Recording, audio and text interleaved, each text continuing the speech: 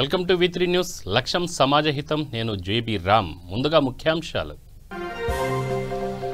ఏకగ్రీవాలపై నిమ్మగడ్డ కీలక నిర్ణయం. చిత్తూరు, గుంటూరు జిల్లాల్లో ఏకగ్రీవాలకు గ్రీన్ సిగ్నల్.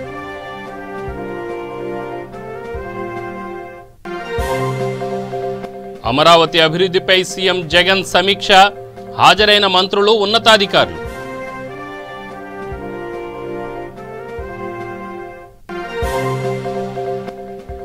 బీసీలను కేసీఆర్ బానిసలుగా చూస్తున్నారు.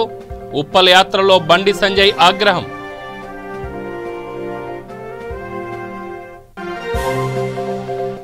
పెద్దపల్లి జిల్లాలో పలు కార్యక్రమంలో పాల్గొన్న మంత్రి. రాష్ట్రం అభివృద్ధి పదంలో నడుస్తుందన్న ఈటెల రాజేందర్.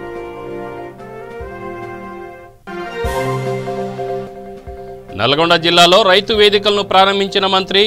సీఎం కేసీఆర్ రైతులను సంఘటితం చేశారన్న జగదీశ్వర్ రెడ్డి. ఇక వివరాల్లోకి వెళ్తే రేపే ఆంధ్రప్రదేశ్లో తొలి విడత పంచాయతీ ఎన్నికల పోలింగ్ జరగనుంది. ఇందుకోసం అధికారులు పూర్తి ఏర్పాట్లు చేశారు.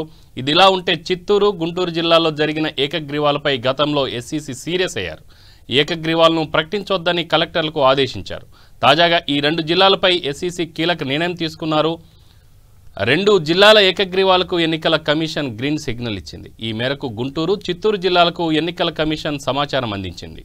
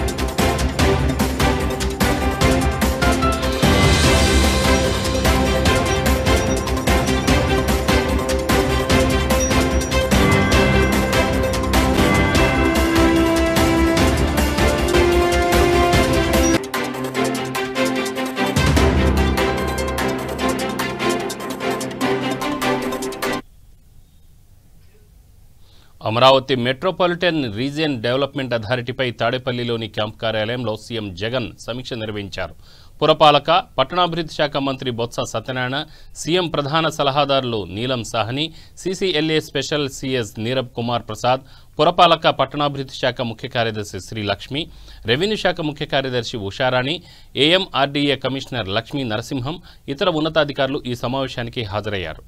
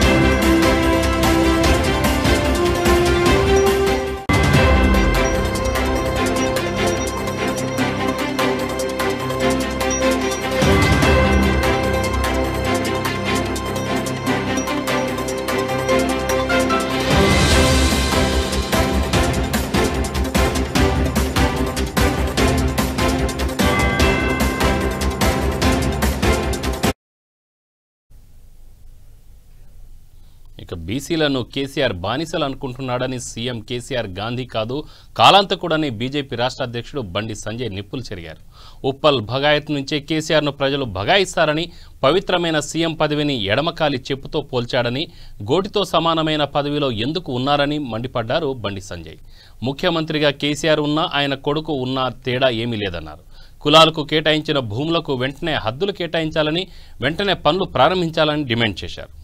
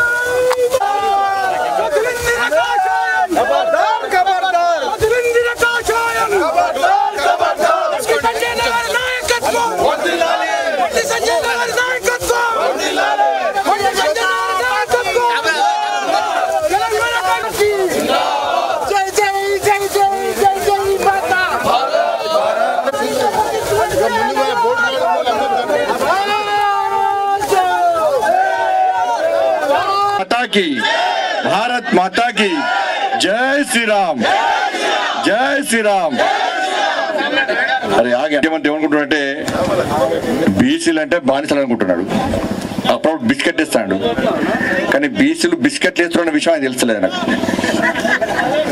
అంటే కాళ్ళ దగ్గర పడుంటామా ఇలా రాష్ట్ర ముఖ్యమంత్రి బీసీల వ్యతిరేకి పేదల వ్యతిరేకి బీసీలు ఉన్న పేదల వ్యతిరేకి ఎస్సీ ఎస్టీ బడిగిన వర్గాల వ్యతిరేకి అగ్రవర్ణాల పేదలు కూడా వ్యతిరేకి ఆయన కానీ పేదలందరూ కొడుతున్నారు పేదలందరూ ఒకగా మారబోతున్నారు ఓట్ బ్యాంక్ మారబోతున్నారు పేదల జాతి ఒకటవుతుంది ఇలా అందుకే తెలంగాణ రాష్ట్రంలో ఇలా బీసీలకు న్యాయం జరగాలంటే పేదలకు న్యాయం జరగాలంటే భారతీయ జనతా పార్టీ ప్రభుత్వం రావాలని కోరుకుంటారు కాబట్టి ఇక్కడ వేరే ఇదే స్పందన వస్తున్నది ఇలా లాస్ట్కు బీసీల ఆత్మ గౌరవ భవనాలను తీసుకుపోయి గాడి దాకట్టు పెట్టింది కదా ముందర పెట్టి తీసుకుపోయి ఇలా బీసీలు పేదలందరూ ఏమనుకున్నారు మాకు డబుల్ బెడ్రూమ్ కావాలి అనుకున్నారు నిలలేదు మాకు ఇల్లు కావాలనుకున్నారు అందుకే మోడీ గారు ప్రధానమంత్రి ఆవాస్ యోజన కింద డబుల్ బెడ్రూమ్ నిర్మాణం చేస్తా ఇల్లు కట్టిస్తా అంటే ఇలా డబుల్ బెడ్రూమ్ పేరుతోని ఇలా మోసం చేసే ప్రయత్నం చేస్తే పేదోళ్ళందరూ డబుల్ బెడ్రూమ్ కావాలంటారని భయపడి వాళ్ళ దృష్టి మళ్లించడానికి ఇలా కురసంగా నయ్యని చెప్పి ఆ తెలంగాణ తల్లి రోధిస్తున్నది గాండిస్తున్నది గర్జిస్తున్నది ఆవేదనతో ఉంటుంది కాబట్టి ఈ మూర్ఖుని చేతుల నుంచి తెలంగాణ తల్లిని బంధ విముక్తి చేయడానికి భారతీయ జనతా పార్టీ చేపట్టే ఈ ప్రజాస్వామ్య తెలంగాణ నిర్మాణం కోసం మలిదశ ఉద్యమాన్ని ప్రారంభించింది కాబట్టి ఆ ఉద్యమంలో మీరందరూ భాగస్వామ్యంగా చెప్పి మీ అందరికీ సవినయంగా విజ్ఞప్తి చేస్తూ 80% భారతీయ జనతా పార్టీ ఈ ఆత్మ గౌరవ భవనాలు నిర్మించబడి కూడా ముఖ్యమంత్రి నిద్రపోనీయం మేము నిద్రపోన్న విషయాన్ని స్పష్టం చేస్తూ ముఖ్యమంత్రికి చిత్తశుద్ధి ఉంటే నియత ఉంటే పేదల పట్ల ప్రేమ ఉంటే అభిమానం ఉంటే వెంటనే ఇక్కడ ఆత్మ గౌరవ భవనాలు వెంటనే ప్రారంభించాలని చెప్పి భారతీయ జనతా పార్టీ డిమాండ్ చేస్తున్నది అందరికీ నమస్కారం భారత్ మాతాకి జై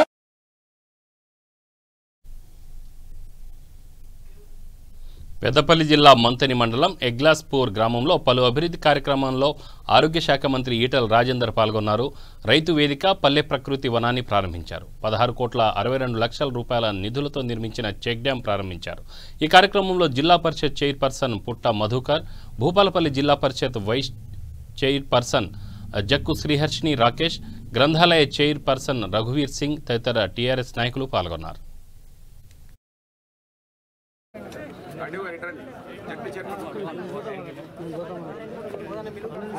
సార్ ఒక్క నిమిషం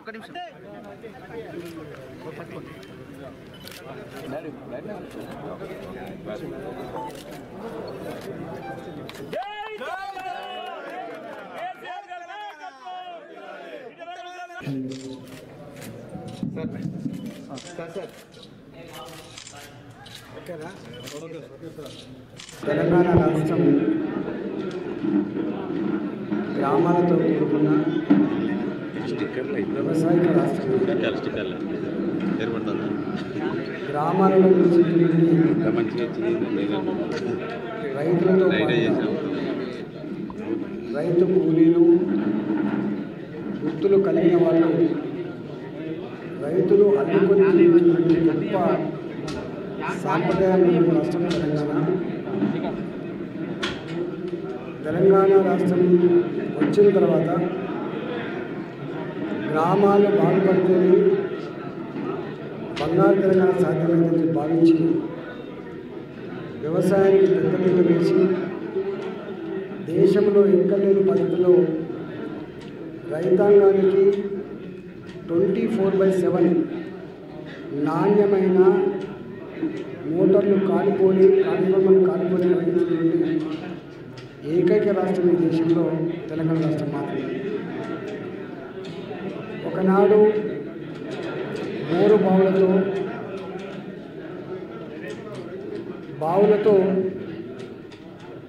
పైప్ లైన్లతో అప్పుల పడిన తెలంగాణకి కాళేశ్వరం నీళ్ళు తెలంగాణ రైతుల పాదాలు కడగాలి, రూపాయి ఖర్చు కాకుండా పంటలు పండించే భాగ్యం కలగాలని చెప్పి గౌరవ ముఖ్యమంత్రి కేసీఆర్ గారు 6 సంవత్సరాల కాలం దాన్ని పూర్తి చేసుకొని రూపాయి ఖర్చు లేకుండా కరువు లేకుండా పంటలు పండించుకుని రాష్ట్రం తెలంగాణ.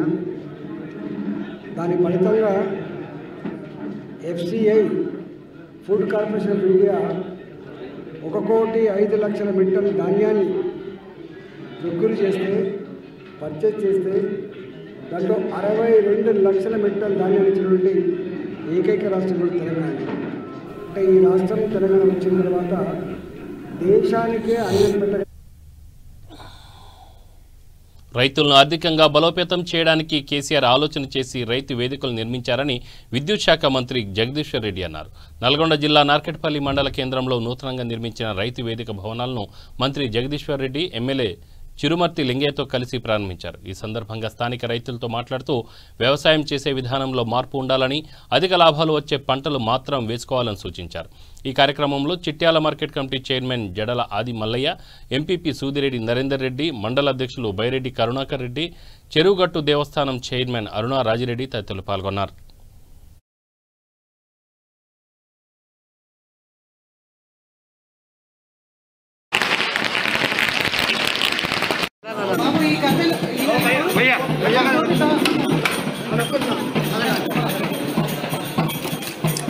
సార్ ఒక నిమిషం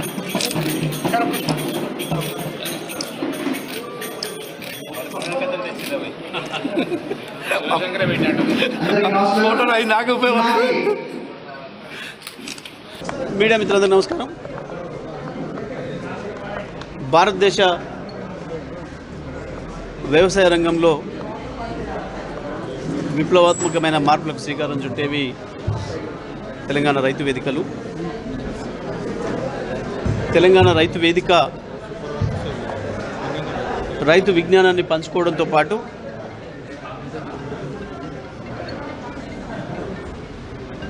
రైతు పాత్రను ధర నిర్ణయించే దాంట్లో కల్పించడానికి ఇది ఐక్యతా కేంద్రాలు కావాలని, రైతు వేదికల ద్వారా రైతాంగానికి ఆదాయం పెరగాలని, ఈ దేశ ఆర్థిక వ్యవస్థకు మూల కేంద్రాలుగా ఈ రైతు వేదికలు ఉండాలని ఒక మంచి గొప్ప ఆలోచనతో ముఖ్యమంత్రి గారు తయారు చేసిన ప్రణాళికలో భాగంగా వచ్చినవే ఈ రైతు వేదికలు. ఇవాళ రైతాంగానికి కావాల్సిన మౌలిక వసతుల కల్పన ఇప్పటివరకు ఈ ప్రపంచంలో దేశంలో వచ్చిన అనేక వ్యవసాయ కమిషన్లు కావచ్చు, వ్యవసాయ రంగ నిపుణులు చేసిన సూచనలు కావచ్చు, ఏవి చెప్పినా అన్నిటి సారాంశం కూడా మొట్టమొదట నీటి వసతి కల్పించాలి భూములన్నిటికీ, రెండవది పెట్టుబడి అందుబాటులోకి తీసుకురావాలి, మూడవది ధర నిర్ణయించే దాంట్లో రైతాంగానికి కూడా భాగస్వామ్యం కల్పించాలి. ఇవి 3 జరిగినప్పుడే వ్యవసాయం లాభదాయకం అవుతుంది అని చెప్పి చేసిన సూచనలన్నింటినీ కూడా ఈ దేశంలో తూచా తప్పకుండా అమలు చేసిన నాయకుడు మన ముఖ్యమంత్రి కేసీఆర్ గారు. ఇవాళ తెలంగాణలో మొదటి దశలోనే నీళ్ళు ఇచ్చే కార్యక్రమాన్ని పూర్తి చేసిండ్రు. రెండవ దశలో పెట్టుబడి కూడా తనే స్వయంగా అందించే రైతు బంధు పథకాన్ని తీసుకొచ్చి రైతుకు కాలమయ్యే నాటికే విత్తనాలు ఎరువులతో సిద్ధంగా ఉండేటట్లుగా రైతు బంధు పథకాన్ని తీసుకొచ్చిండ్రు. మూడవది రైతాంగానికి ధర నిర్ణయంలో భాగస్వామ్యం కల్పించడానికి రైతు బంధు సమితిని ఏర్పాటు చేసి రైతులు ఒకే చోట భూమి కూడడానికి గుంటూరు జనరల్ హాస్పిటల్ను గుంటూరు పశ్చిమ నియోజకవర్గ ఎమ్మెల్యే ముస్తఫా ఆకస్మికంగా తనిఖీలు చేశారు. ఆసుపత్రిని సందర్శించి రోగులకు అందుతున్న వైద్య సేవలపై వివరాలు అడిగి తెలుసుకున్నారు.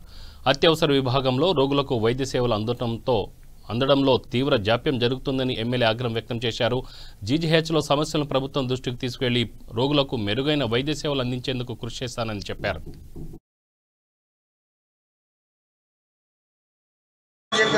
నా తరఫు నేను బాగానే చూస్తున్నాను. వేరే స్టాఫ్ ఉన్నారు కదా, వాళ్ళ గురించి చెప్పారు. అంతా ఇలాంటి ఏమంటే మీరు ఫాస్ట్ మూమెంట్తో ఇలా కావాలి అది నేను చెప్పేది. ఇప్పుడే మాట్లాడుతున్నాను. ఏంటి ఇక్కడ సరి జరగట్లేదు అంట, మొత్తం లేట్ అవుతుంది క్లాస్ ఎందుకంటే అందరూ నాకు అర్థం కాదు. నువ్వుని కొరబెట్టి స్టాఫ్ కొరబెట్టినారు నువ్వుని కానీ ఓకే 100% కానీ ఇక్కడ ఈ విధంగా లేకపోతే మాత్రం నేను చాలా సీరియస్ తీసుకున్నాను. చాలా జాగ్రత్తగా, ఎందుకంటే జనం వస్తున్నారు 2-3 గంటలు అయినప్పటికీ ఇప్పుడు చనిపోతున్నారు. ఆయన చెప్పాడు 4 days అయింది. ఇలా కాకుండా చూసుకోండి, ఎవరైనా ఇబ్బంది కదా. మీకు ఒకసారి చూడండి ఒకసారి.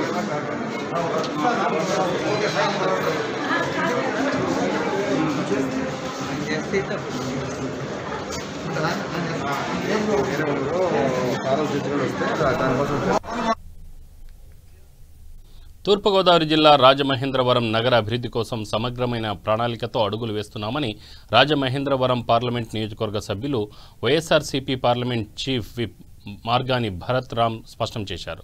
విఎల్పురంలో నగరాభివృద్ధిపై అధికారులతో సమీక్ష సమావేశం నిర్వహించారు. నగరాభివృద్ధికి సంబంధించిన అంశంతో పాటు రాజమహేంద్రవరం కాకినాడ మధ్య దూరాన్ని తగ్గించేందుకు అవసరమైన ఔటర్ రింగ్ రోడ్డు నిర్మాణ పనులపై చర్చించినట్లు ఎంపీ తెలిపారు. ఇప్పటికే ఔటర్ రింగ్ రోడ్డుకు సంబంధించిన డిపిఆర్పై కేంద్ర ప్రభుత్వంతో చర్చించినట్లు వివరించారు.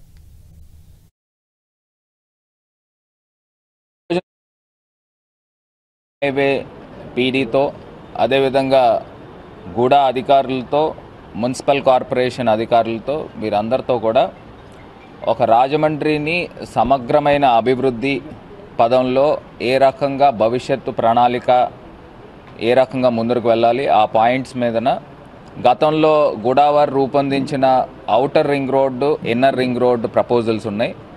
దాంతోపాటు మనకి ఎప్పటి నుంచో కూడా చిరకాల స్వప్నం ఉన్న మోరంపూడి ఫ్లైఓవర్ని ఏ రకంగా ముందుకు తీసుకువెళ్ళాలి అనే పాయింట్స్ మీద గవర్నమెంట్ ఆఫ్ ఇండియా నుంచి కరస్పాండెన్స్ రావడం జరిగింది.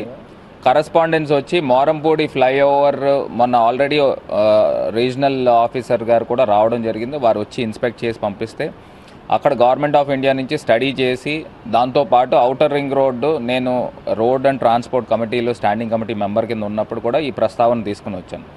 ఏదైతే రాజమండ్రి కాకినాడకి రెండాట్లకి ఉపయోగపడే ఔటర్ రింగ్ రోడ్డు ఈ యొక్క ఔటర్ రింగ్ రోడ్ నిర్మించడం వలన డిస్టెన్స్ అనేది కాకినాడ టు రాజమండ్రి తగ్గుతుంది. సుమారుగా outer ring road 32 kilometre national highway పరిధిలో రావడం కూడా ఉంది. ఇన్నర్ రింగ్ రోడ్ వచ్చేసరికి 19 కిలోమీటర్లు ఉంది.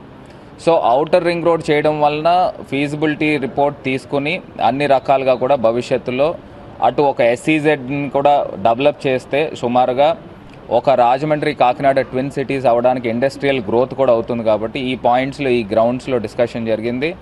దీన్ని మేము ఆల్రెడీ ఏడీజీ గారితో వర్బల్గా కూడా డిస్కషన్ చేయడం జరిగింది, అసిస్టెంట్ అడిషనల్ డైరెక్టర్ జనరల్తో. దాంతోపాటు రేపు నేను ఢిల్లీకి వెళ్ళినప్పుడు కూడా ఈ ఔటర్ రింగ్ రోడ్ యొక్క ప్రాముఖ్యత గురించి కూడా ఎక్స్ప్లెయిన్ చేసి land acquisition component state government పెట్టుకుంటే మిగతాది కన్స్ట్రక్షన్ ఇన్ఫ్రాస్ట్రక్చర్ అంతా కూడా గవర్నమెంట్ ఆఫ్ ఇండియా పెట్టుకుంటారని చెప్పేసి ఆల్రెడీ ఇన్ ప్రిన్సిపల్ కూడా అగ్రీ చేయడం కూడా జరిగింది. ఈ యొక్క ఎల్ఏ కాంపోనెంట్లో కూడా ఒక 50% పాటు గవర్నమెంట్ ఆఫ్ ఇండియా పెట్టుకోవడం వలన మాకు కూడా కొంత ఒత్తిడి ఒక ఎక్స్పెండిచర్ దక్కుతుందని కూడా ఎక్స్ప్లెయిన్ చేయడం కూడా జరుగుతుంది. రేపు భవిష్యత్తులో అన్ని రకాలుగా కూడా ఈ యొక్క outer ring road plus Morampudi junction Morampudi ఫ్లైఓవర్తో పాటు ఇక్కడ దివాన్ చెరువు ఫ్లైఓవర్ కూడా 100% 4th బ్రిడ్జ్ పైకి మనకి అవసరం. కాబట్టి ఇవన్నీ కూడా సమగ్రంగా ఎక్స్ప్లెయిన్ చేసి ఇవన్నీ కూడా త్వరలోనే శాంక్షన్స్ తెచ్చుకునే విధంగా కార్యాచరణ ఉండబోతుంది. దాంతోపాటు ఇప్పుడే మున్సిపల్ అధికారులు కూడా వారు కూడా రిక్వెస్ట్ చేయడం జరిగింది. ఇప్పుడు ఏదైతే సబ్వే రోడ్ ఉందో సబ్లైన్ రోడ్ ఉందో ఈ రోడ్స్ అన్నిటికి కూడా ఇటు లాలా చెరువు దగ్గర నుంచి వేమగిరి దాకా ఒక సబ్ రోడ్ కూడా తీసుకుని రావడం వలన ఈ ట్రాఫిక్ పాయింట్ ఆఫ్ వ్యూలో రేపు గ్రేటర్ రాజమండ్రి అవుతుంది. కాబట్టి ప్రజలు ఎవరికి కూడా యాక్సిడెంట్స్ జరగకుండా సబ్ రోడ్లోంచి వెళ్ళిపోయేదానికి లోకల్ ప్రజలందరికీ కూడా ఈజీగా ఉంటుంది. దాంతోపాటు సెంటర్ లైటింగ్ కూడా అటు రాజానగరం దగ్గర నుంచి పొట్టిలంక దాకా నా కాన్స్టిట్యున్సీ ఉంది, పార్లమెంట్ కాన్స్టిట్యున్సీ. ఆ కాన్స్టిట్యున్సీలో సెంటర్ లైటింగ్ కంప్లీట్గా ఇవ్వాలని అది కూడా రిక్వెస్ట్ చేస్తాము. రేపు ఇప్పుడు మనం కూడా రాజానగరం జిఎస్ఎల్ మెడికల్ కాలేజ్ దగ్గర కూడా మనం చూసాము, ఒక ఫుట్ ఓవర్ బ్రిడ్జ్ని మనం ఎంత ప్రతిష్టాత్మకంగా తీసుకుని దాన్ని కూడా త్వరలో. విశ్వవిద్యాలయాలపై ప్రభుత్వ నిర్లక్ష్యాన్ని నిరసిస్తూ చలో ప్రగతి భవన్ ముట్టడికి బయలుదేరారు ఉస్మానియా యూనివర్సిటీ విద్యార్థులు. యూనివర్సిటీలకు తక్షణమే వీసీలను నియమించాలని, టీచింగ్, నాన్ టీచింగ్ పోస్టులను వెంటనే భర్తీ చేయాలని డిమాండ్ చేస్తూ నిరసన వ్యక్తం చేశారు. రాష్ట్రంలోని అన్ని యూనివర్సిటీలకు అధిక నిధులు కేటాయించాలని, రాష్ట్రంలో ఖాళీగా ఉన్న 2 లక్షల ఉద్యోగాలను వెంటనే భర్తీ చేయాలని, లేని ఎడల ఉద్యమాలు చేస్తామని విద్యార్థులు హెచ్చరించారు. పలు డిమాండ్లతో ప్రగతి భవన్ ముట్టడికి ఉస్మానియా యూనివర్సిటీ నుండి బయలుదేరిన విద్యార్థులను పోలీసులు అడ్డుకొని అరెస్ట్ చేశారు.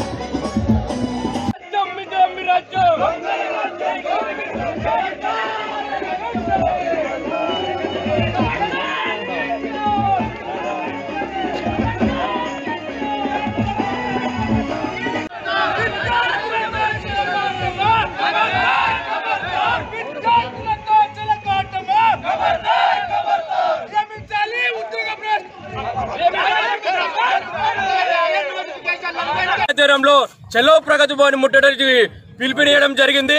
అదే విధంగా తెలంగాణ ఉద్యమంలో కీలక పాత్ర పోషించినటువంటి ఇలా ఉస్మానియా కావచ్చు, ఇలా కాకతీయ కావచ్చు, మహాత్మా గాంధీ ఇలా వీసీలు లేక ఇలా వెలవెలబోతుంది. ఏదైతే వీసీలను నియామకాలు వెంటనే చేపట్టాలని మేము డిమాండ్ చేస్తా ఉన్నాం. అదే విధంగా టీచింగ్ పోస్టులు కావచ్చు, నాన్ టీచింగ్ పోస్టులు వెంటనే భర్తీ చేయాలని మేము డిమాండ్ చేస్తా ఉన్నాం.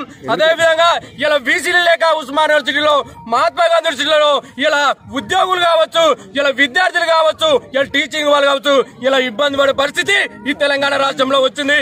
ఇలా ఆల్రెడీ మా విద్యార్థి నాయకులు ఆల్రెడీ ప్రగతి భవన్ చుట్టుపక్కల చేరుకోవడం జరిగింది.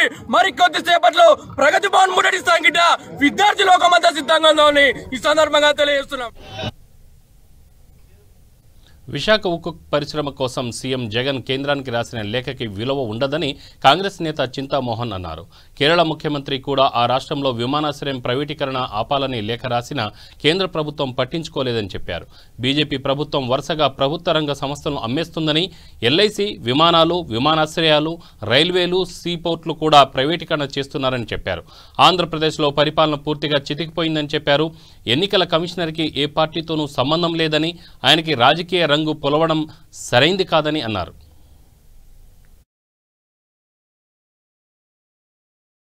ధరలు పెరిగిపోయినాయి, పేదవాళ్లకు అందుబాటులో లేవు, మధ్యతరగతి కుటుంబాలకు కూడా ధరలు ఆకాశాన్ని ఉన్నాయి. లీటర్ పెట్రోల్ ధర 93 రూపాయలు, మరి నూనె ధర 100 రూపాయల పైన, పాలు 30 రూపాయలు, పప్పులు 100 రూపాయలు, ఎర్రగడ్డలు కూడా 50 రూపాయలు. ధరలు విపరీతంగా పెరిగిపోయినాయి ఈ మధ్యకాలంలో. మరి ప్రక్కనే ఉన్నటువంటి శ్రీలంక, అది రావణాసురుడు దేశం అంటారు అందరూ. రావణాసురుడు ఉన్న దేశంలో కూడా పెట్రోల్ ధర 51 రూపాయలు లీటరు. మరి మన దేశంలో 93 రూపాయలు. ఏంది ఇది ఇంత తారతమ్యం?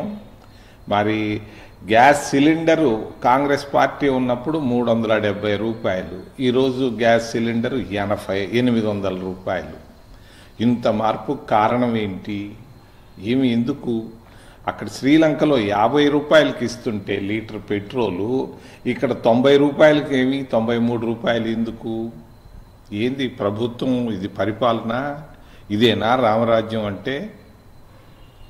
మరి పరిపాలన కేంద్ర ప్రభుత్వం పేదవాళ్ళని పట్టించుకోవటం లేదు, నిరుద్యోగులను పట్టించుకోవటం లేదు, మధ్యతరగతి కుటుంబాలను పట్టించుకోవటం లేదు.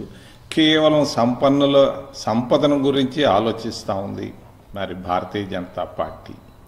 రైతులు అక్కడ వాళ్ళు 75 రోజులుగా కష్టాలు పడుతుంటే వాళ్ళ గురించి ఒక్క రోజు కూడా ఆలోచించలేదు. ప్రధానమంత్రి వాళ్ళని పోయి ఈరోజు వరకు ఒక్క రోజు కూడా పోయి చూడలేదు వాళ్ళని.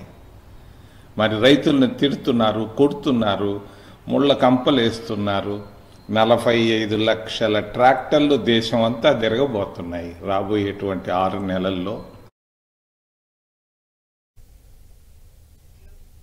పశ్చిమ గోదావరి జిల్లా ఏలూరు ప్రభుత్వ ఆసుపత్రి ఎదుట పారిశుద్ధ్య కార్మికులు, ప్రభుత్వ ఆసుపత్రి అవుట్సోర్సింగ్ ఉద్యోగులు అవుట్సోర్సింగ్ ఉద్యోగ సంఘం ఆధ్వర్యంలో ధర్నా చేపట్టారు. ఈ ధర్నాకు సిపిఐ జిల్లా కార్యదర్శి డేగా ప్రభాకర్ మద్దతు తెలిపారు.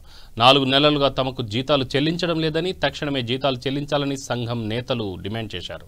ఈ కార్యక్రమంలో ఏఐటీయూసీ నాయకులు, ఆసుపత్రి సిబ్బంది పాల్గొన్నారు.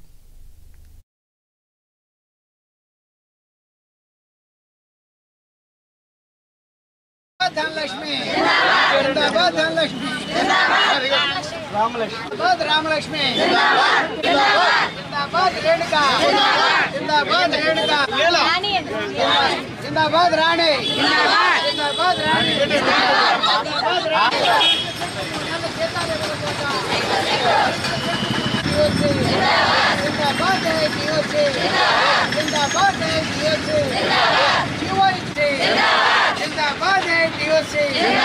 ఉద్యోగుల కార్మికుల ఐక్యత, ఉద్యోగుల కార్మికుల ఐక్యత, ఉద్యోగుల కార్మికుల ఐక్యత. జిందాబాద్ ఏటీఓసీ, జిందాబాద్ ఏటీఓసీ. ఉద్యోగుల కార్మికుల ఐక్యత, ఉద్యోగుల కార్మికుల ఐక్యత. ఏటీఓసీ జిందాబాద్, ఏటీఓసీ వెంటనే వెంటనే ప్రభుత్వం ఇచ్చిన మాటలు జీవో నంబర్ 549 వెంటనే సెక్యూరిటీ శానిటరీ సిబ్బంది జీవో నంబర్ 549 చాలీ జీతాలతో. జిందాబాద్ ఏటీయూసీ. సెక్యూరిటీ శానిటరీ సిబ్బంది ప్రభుత్వం ఇచ్చిన మాటలు వెంటనే, ఇచ్చిన మాటలు నిలబెట్టుకోబోవడం. బకాయి పడ్డ వేతనాలు వెంటనే, బకాయి పడ్డ వేతనాలు వెంటనే. చిత్తూరు జిల్లా పూతలపట్టులో ఎన్నికలు ప్రశాంత వాతావరణంలో జరగాలని, ఎవరైనా ఎన్నికలకు విఘాతం కలిగిస్తే తగిన చర్యలు తప్పవని జిల్లా అధికారులు హెచ్చరించారు. తవణంపల్లి మండలం ఎన్నికల విధి నిర్వహణలో భాగంగా మండలం పోలీస్ స్టేషన్ సిబ్బందికి ఎన్నికల విధి నిర్వహణపై అవగాహన సదస్సు నిర్వహించారు. ఎట్టి పరిస్థితుల్లోనూ ఎన్నికలకు విఘాతం కలిగించే వారిని ఉపేక్షించరాదని, విధి నిర్వహణలో కఠినత్వాన్ని అవలంబించాలని, ప్రశాంత వాతావరణంలో ఎన్నికలు నిర్వహించేలా చూడాలని పేర్కొన్నారు.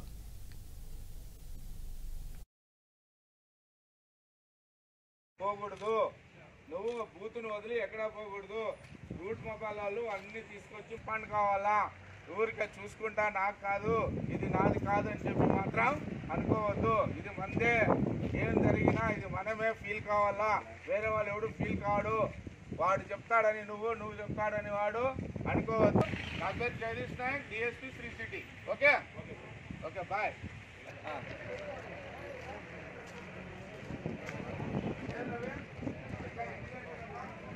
రేపు జరగబోయే గ్రామ పంచాయతీ ఎన్నికలు ప్రశాంతమైన వాతావరణంలో free and fair peaceful election జరిపిస్తాము. సార్ ఏదైనా విఘాతం కలిగిస్తే ఎటువంటి ఇన్సిడెంట్ జరిగినా కూడాను మేము దానికి చాలా స్ట్రిక్ట్గా ఫాలో అవుతాము. ఫాలో అయ్యి ఏదైతే ఎలక్షన్ కమిషనర్ ఏదైతే చెప్పిందో దాన్ని మేము ఖచ్చితంగా తూచా తప్పుకోకుండా free fair and peaceful election జరపడానికి కట్టుబడి. ఇంతవరకు ఎవడు ఎక్కడా పోకూడదు, నువ్వు బూతును వదిలి ఎక్కడా పోకూడదు. రూట్ మొబైల్ వాళ్ళు అన్ని తీసుకొచ్చి ఫండ్ కావాలా. ఊరికే చూసుకుంటా నాకు.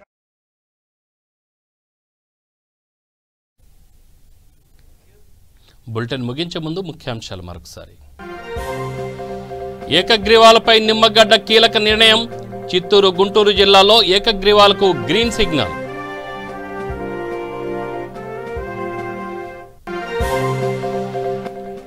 అమరావతి అభివృద్ధిపై సీఎం జగన్ సమీక్ష. హాజరైన మంత్రులు, ఉన్నతాధికారులు.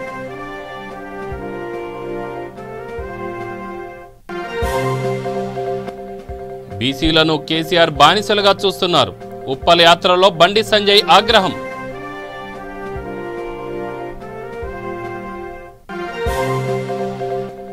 పెద్దపల్లి జిల్లాలో పలు కార్యక్రమాల్లో పాల్గొన్న మంత్రి రాష్ట్రం అభివృద్ధి పదంలో నడుస్తుందన్న ఈటెల రాజేందర్.